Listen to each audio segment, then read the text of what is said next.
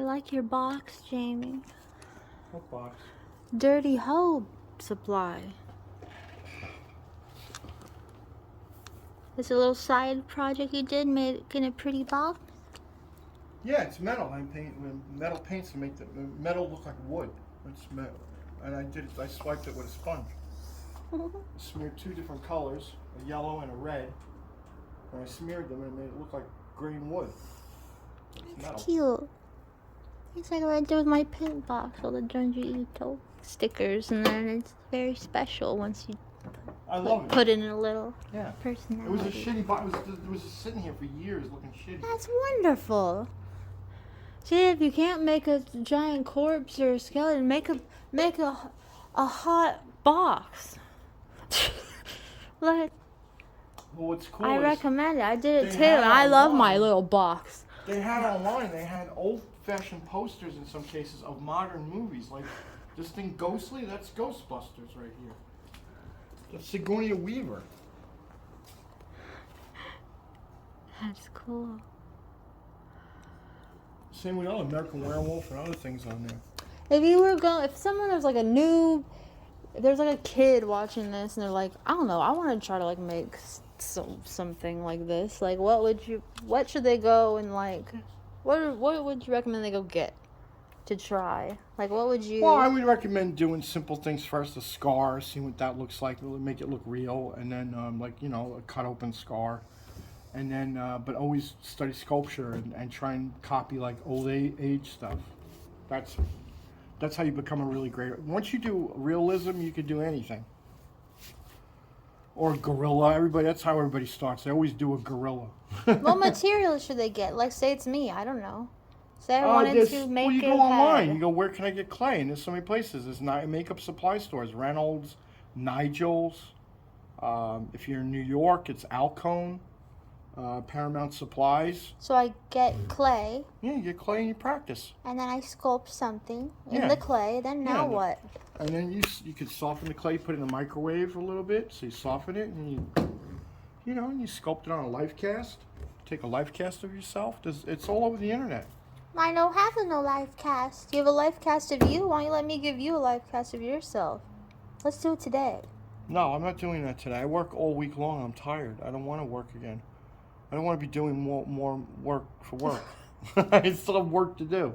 When I was around, there was nothing but books. You had to go to the library. And that's how you learn. Wow. And that's how I learned. I went to the library and I got a book called Richard Corson's Book on Makeup. And that had makeup, making a beard, making a nose, making an old age prosthetic. There was nothing in there about making a monster. And so I got Richard Corson's book. I like the idea of that. And then I got Lee Bacon book on how to do prosthetics. It was another old book. So most of the stuff I got was how to go to the library when I was doing it. Today you don't have to. You could get up in the morning. I love it. Drink some orange juice and open your computer up. I love that. I just imagine you all youthful in your youthful skipper sneakers, walking out and walking to the library, walking around, looking amongst the shelves, flipping through, smelling the books, flipping the pages open, and just seeing these things. Then you're studying it in your room. Where did you study this? In the basement? I always had either a basement to do, and most of the basements in Jersey were used for storage, for Christmas decorations. And I was lucky enough that my mother always rented. We never had a home. We never had a house. So luckily, somehow, I don't know how I got away with this, but we had the biggest unit basement on my house in Jefferson, and I turned it into a workshop. I did shorts out of there. We took over the whole basement. Nobody had a complaint. Nobody said anything. We did stop motion stuff down there, and my friend Ronald Cole and Eric Schultz. And we made Star Wars shorts and stop motion movies, and yeah. So I was able to take over the whole basement. So you made all that stuff, and then what did you go, I want to show this to somebody, or how'd you get? I showed it to the guy that worked on King Kong and Mighty Joe Young the first stop motion movie, and he was coming to a convention. He also did Sinbad and all these big stop motion movies, and I went up to him and I said, I have my movie at the convention here, and I'm screening it at 3:00. Would you come and please see it? And this old man, who was a legend, came to the thing, and back then we didn't have it synced up to sound, so we had to take a tape recorder, and I had to play the tape recorder at the same time the movie came on, and if I played it a little late, then I had my characters talking, so if somebody talked and I didn't have it synced up correctly, it would sound like an old Godzilla Japanese movie. So I had to make sure that when the movie came on, I had to play the tape recorder at the same time. So that the movie would play with the music and the dialogue would play at the same time, so it was synced. And so he was very impressed, and he said, I made my characters. You make your characters talk, I see. And then he told me how he made his first stop motion characters out of his mother's fur coat. And he made, he goes, how do you make your armatures? And I said, out of clothespins. And he said he did the same thing. He made them out of clothespins. I said, and metal beads. And we made ours out of plastic balls and plastic clothespins. So the skeleton to move the character. Wow. And so he told me when he was a kid, which was in the 20s or 30s, that he did the same thing. So yes, the greatest stop motion man of all in history came and saw my first movie. And it's a story I don't tell much, and I should. Keep forgetting about it. And what made you want to do this? Well, it was the first thing I saw with stop motion stuff. Was Sinbad and Ray Harryhausen and King Kong affected me as a kid, because when I saw it, there's a thing called the 4:30 movie, and it was on every day when I was a kid. And I watched King Kong fall off the Empire State Building and cried every time he fell off. Aww. Every single time I saw the movie. And I was obsessed with that film as a kid. So I loved King Kong, so stop motion. But when I started doing stop motion, what I found out was I was too impatient. I didn't want to sit there, because when you do stop motion, if you have an arm, you want it to move, you have a camera set up like this, and then you move his arm like that, and you go over, you press the button, click the camera. You do that to the arm, you go over and click the camera. You want his head to move? What about? You do that. Do they If have you want his leg to move, you do They this. have little remotes like they do now. You had to go walk all the way over. Or you just No, I had a cable with a button on it sometimes too. I got a little advanced, and so you can get a little button. And sounds tedious, but it might be relaxing. It You can was. zone out. So you're working 10 hours You for have to like be into that. a minute and a half or 2 minutes Yeah. of footage. So I was like, I need something more. I'm going to lose my mind. So, and if the radio came on, your mother came in the room, you'd lose track of the movement. And then if you lost track of the movement and you didn't move it right, you would have a jump in the animation. So if you're moving his arm like this and you didn't concentrate, and all of a sudden you moved like this, you would get a jump in the animation, and it looked unnatural.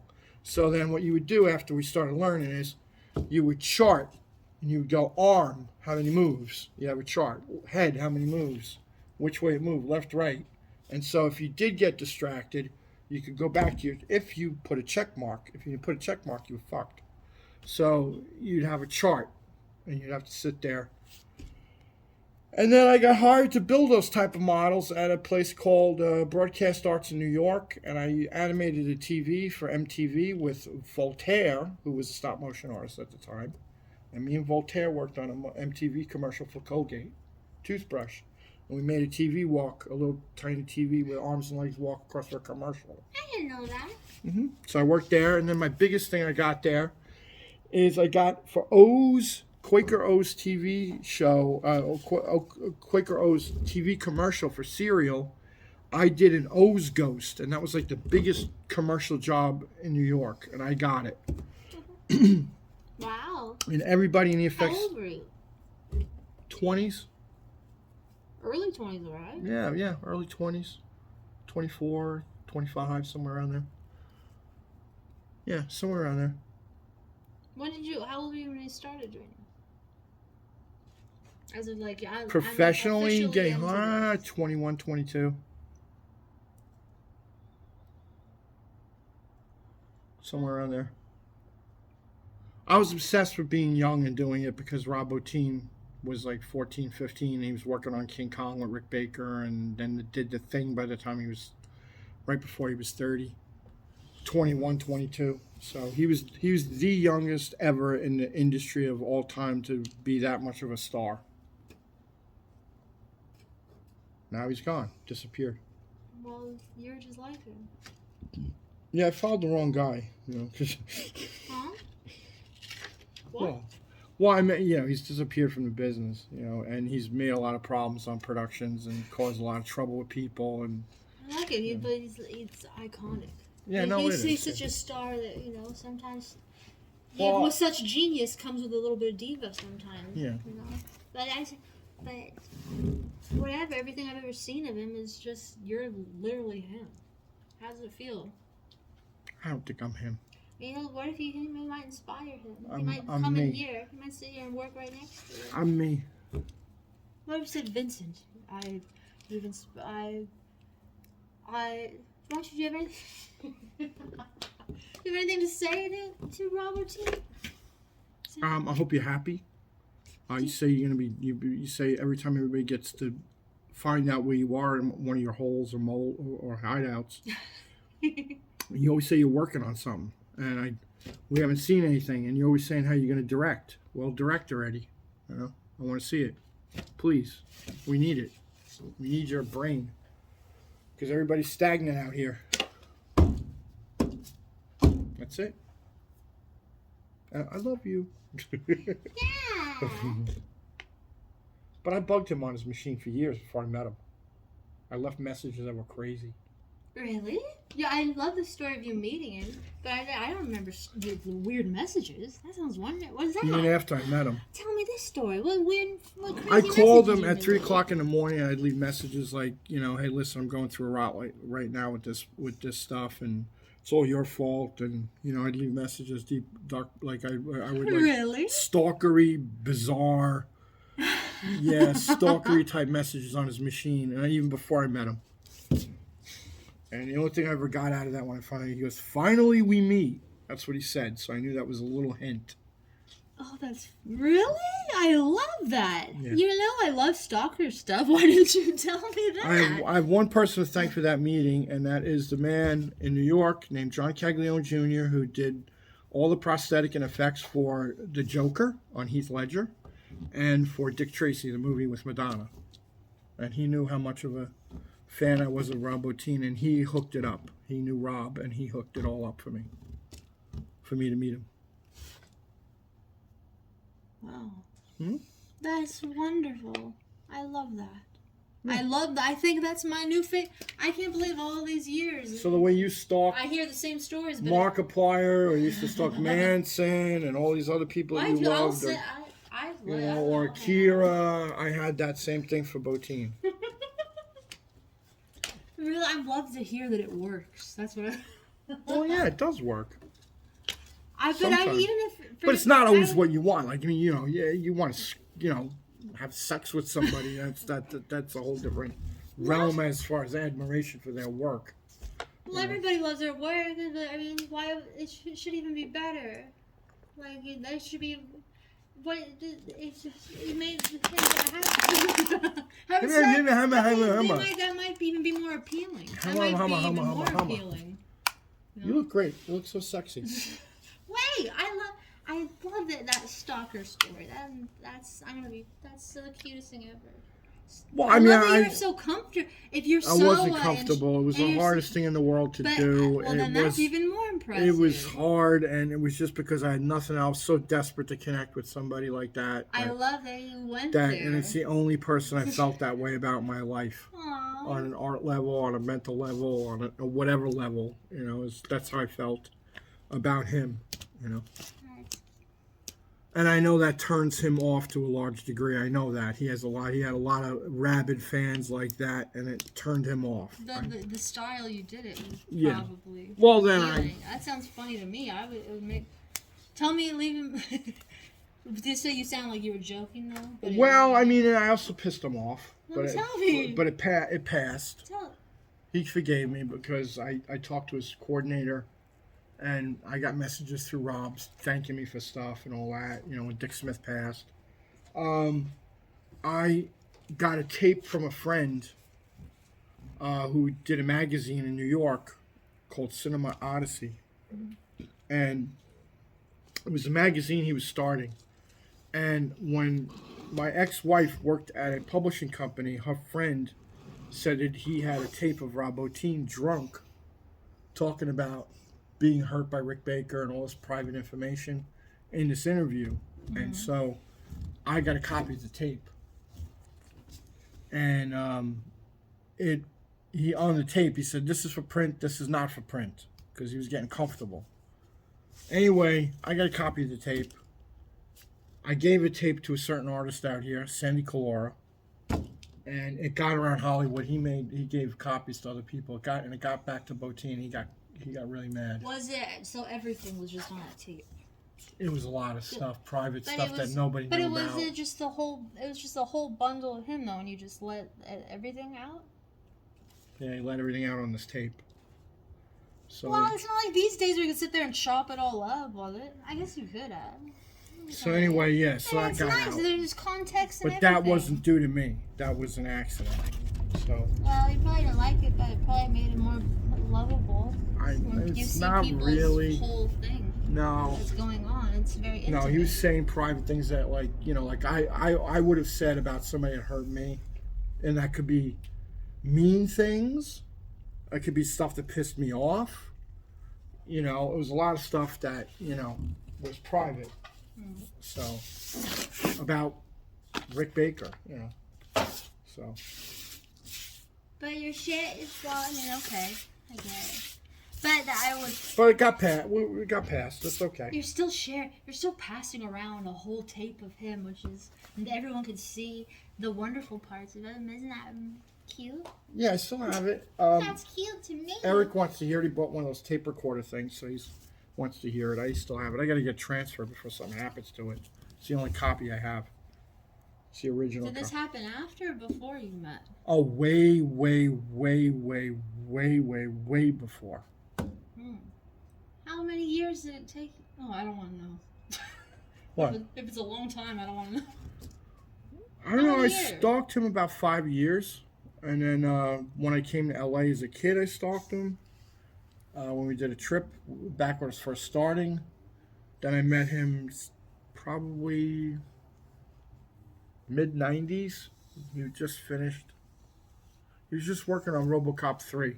Just was finishing that. And he showed me the stuff from RoboCop 3.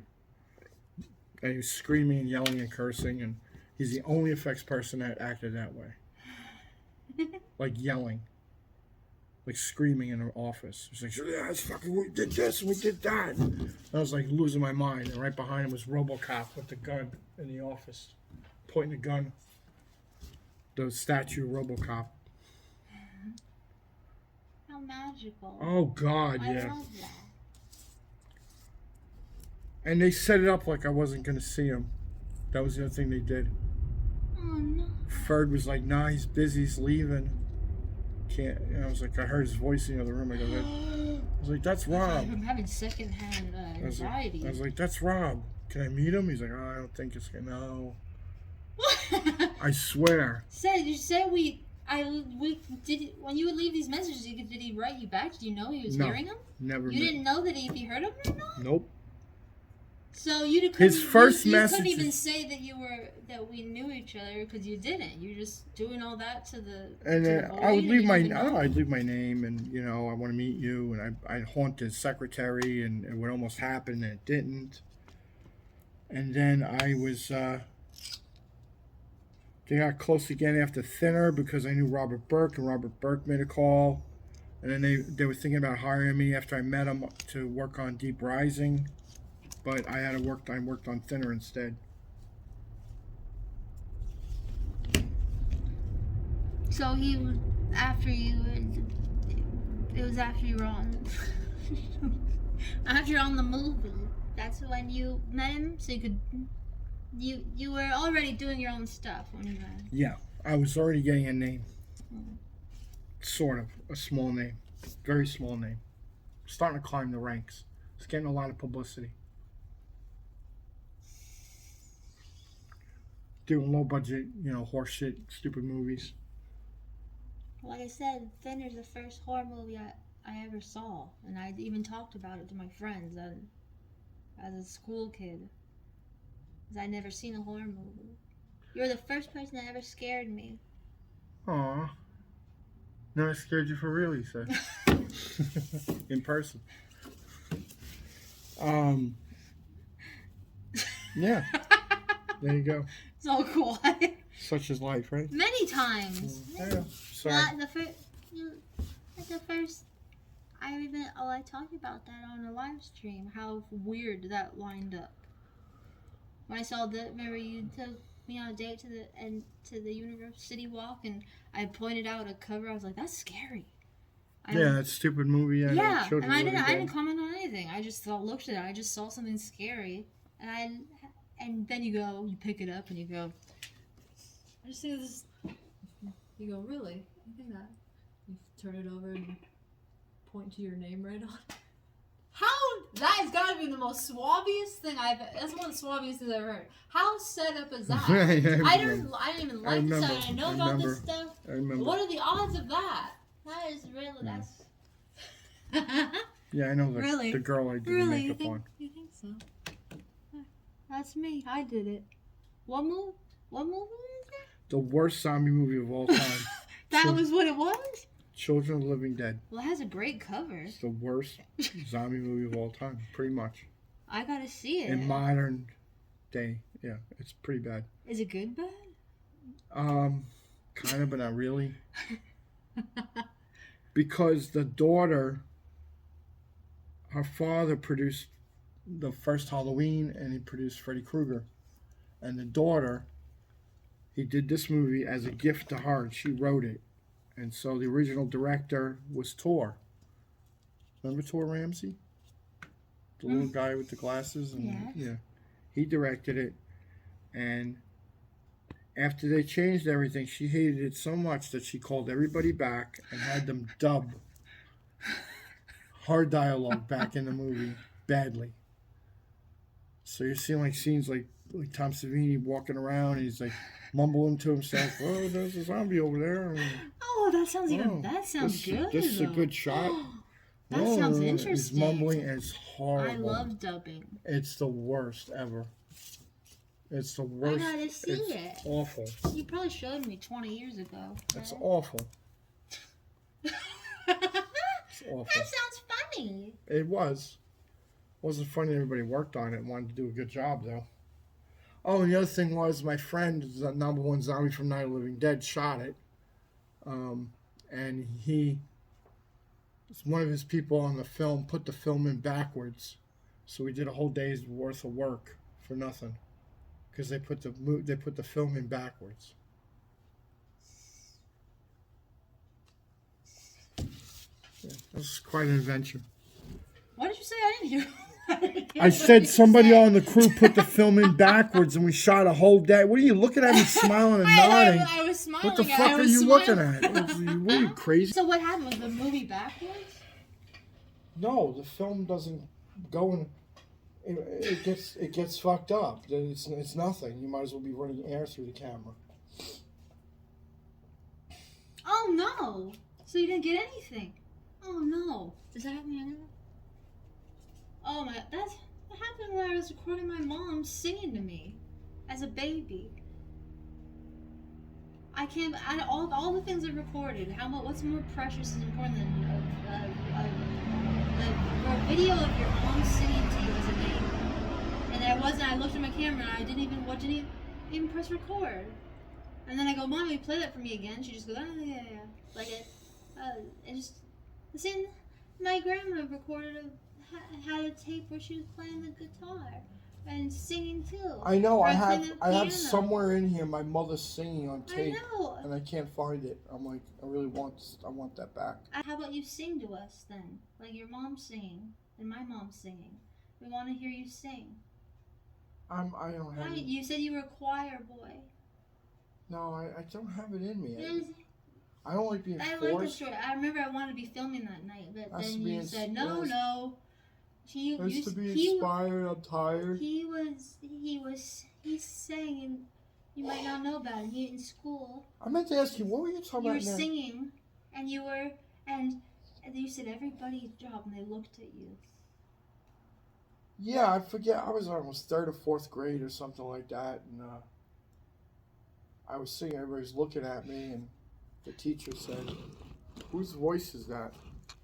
I'm gonna take care of it. And when I was singing, somebody said, "Whose voice is that?"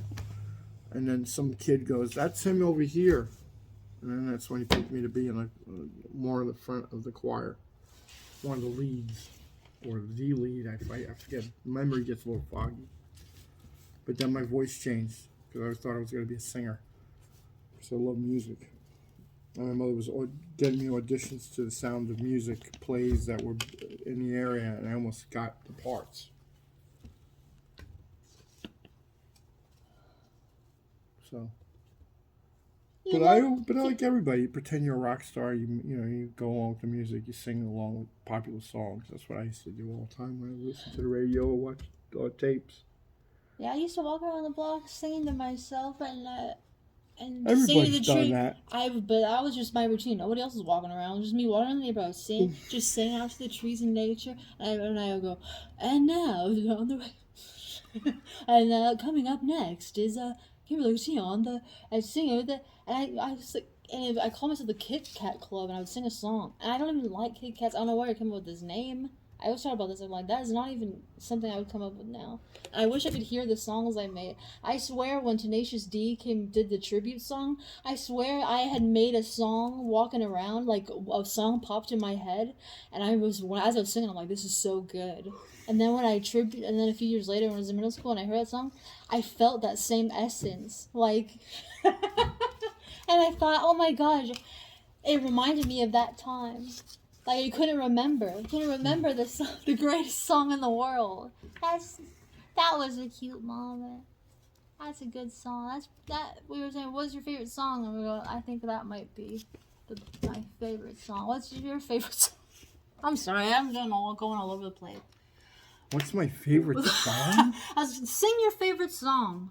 That's what it's come down to. Oh God, I don't really. You know what it's come down to? I don't have. Hold on, in a tribute to the mothers. I don't have I can't remember whose that footage we lost. I don't have enough. You need to sing for that. I don't have enough energy or memory of words right now because I'm tired and I'm a little burnt out from all the work. And it's the first time I've gotten to like just pause and stop.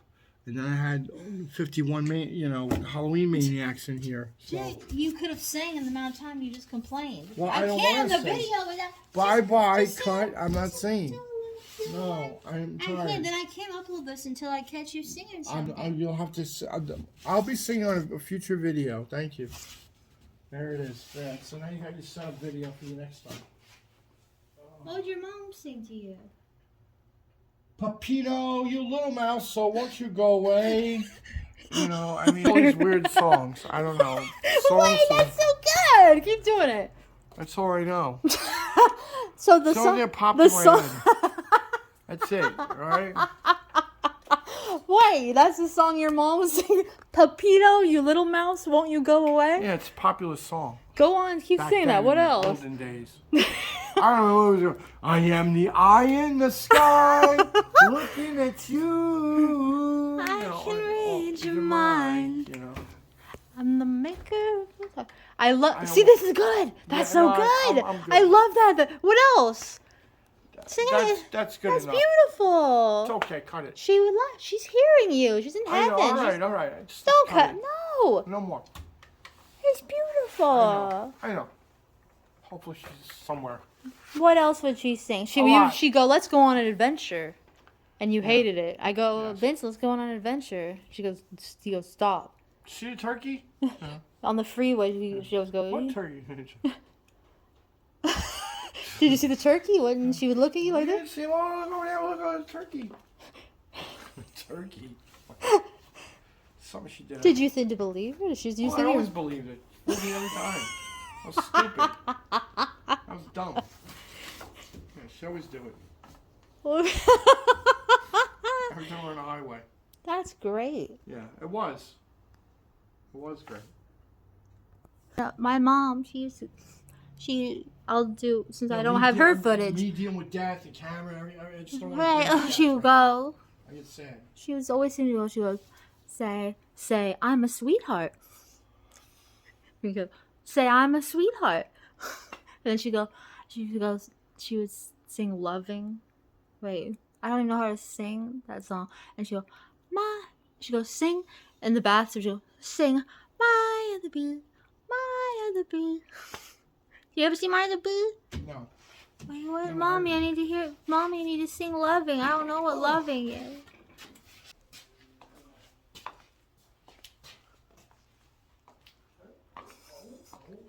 We're always taking our picture. Always taking our picture. Taking our video. Did your dad ever go, I got your nose? I feel like my dad and my grandpa used to say, I got your nose a lot. Did that. Everybody did that. Everybody did that? Everybody Like it did was that. a fad that everyone got sick of? Even the caveman used to do that to kids. Really? I don't think I'm gonna do it. Well, now I will. That's as old as. Did you? You know, yeah, it's been going on. It's been going on since when Jesus was a baby. That's how old that is. The whole, yeah, you got your nose, whatever the hell, how did he ever do with that thumb? I don't know, like, get your nose, I don't know, doesn't even look like your nose. Oh, and he'd have a quarter, like there's a quarter, goes something in your ear, and there would be a coin in your ear. One thing that scared me, the trick that scared me the worst as a kid ever was my cousin Ricky when he went like this.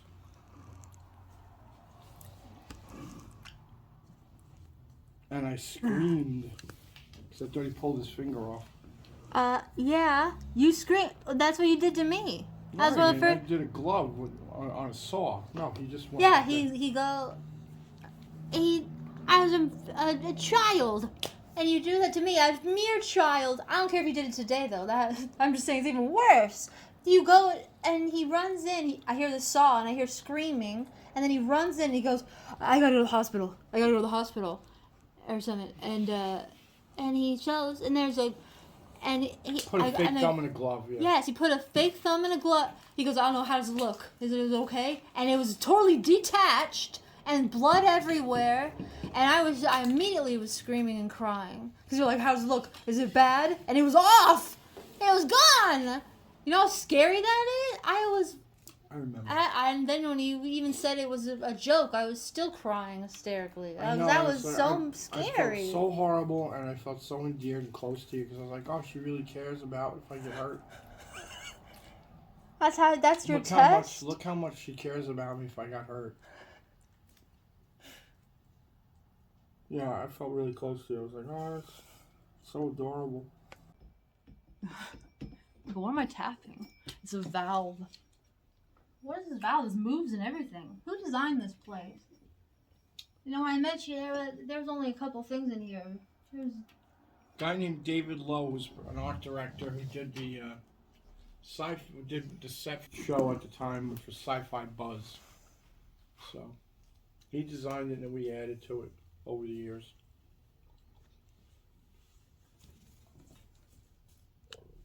He was at the time, he had some stuff going on in his life, some challenges, and he wanted to use this place to forget them. Wow. This is about the time I met you.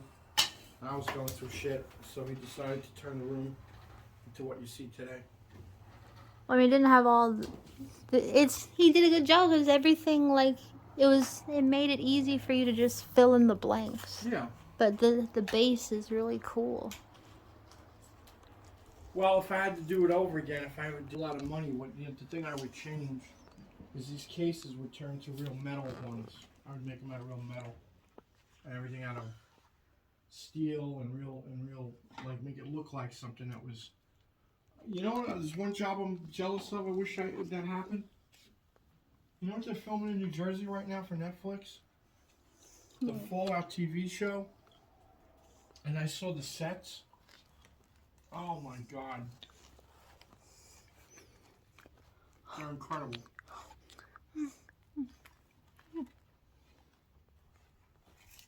If one of these monsters came to life and you had to go date them, who would you date?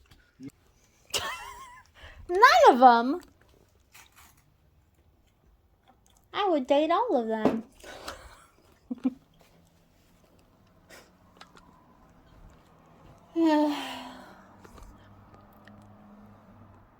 Well, who would you like to hang out with then? Well, if you call me Did you make this? What is no, this? What the hell? I could just take it off as a magnet. No, you probably just fucking broke something. No, I didn't. Is there a hook? Just put it on a hook. Oh, I was like, that's magical. I thought there was a big, huge magnet and it was just stuck there. No, I just weathered it and painted it to make it look like a movie. Oh, you asked me who I hang out with. If you asked me 15 years ago, it would be this guy. Okay? You ask me now, it would be that guy right there. The little guy. Yeah, they're cute. Well, you just hang out with all of them. Can you do the Kylo Ren scar on me?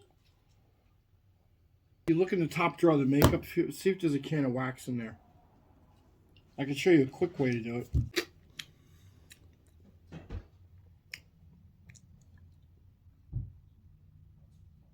You didn't show everybody your pictures.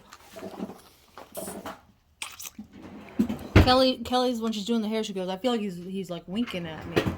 Let's stomp around.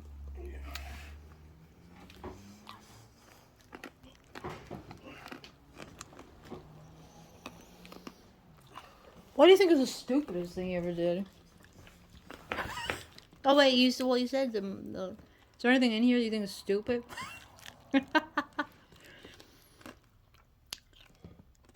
What's your favorite and least favorite?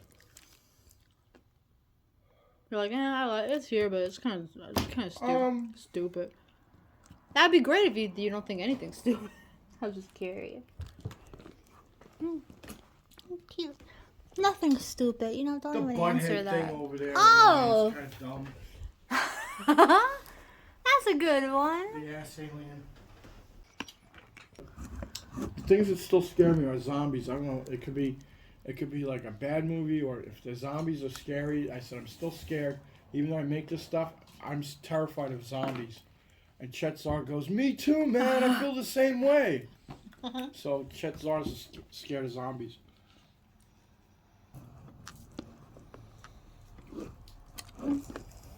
Oh, Jamie, I bought You bought. I bought. It was $12. What did I buy again? It was only $12. Jamie, I'm a deal. I'm like the woman in the Don't buy Bible. anything more. I'm like the woman in the Okay. Bible. I look for the deals. Isn't the woman in the Bible look for deals? No, she doesn't. Amazon boxes keep flying She in. wakes early, and she tends to her duties. But she is. She's frugal. She's frugal, or like she's not. Or that's me. Anyway, it was $12. We could play Dying Light, and it's a zombie game. I thought maybe we could like swap the controller and together and play it together. The zombies run after you at night, or something like that. Would you play a little bit with me tonight? Yeah. Would you like that? Yes. Want to do that now? Sounds cool. Oh, good. Praise the Lord. Thanks for coming to see us, the magical Vincent Guastini.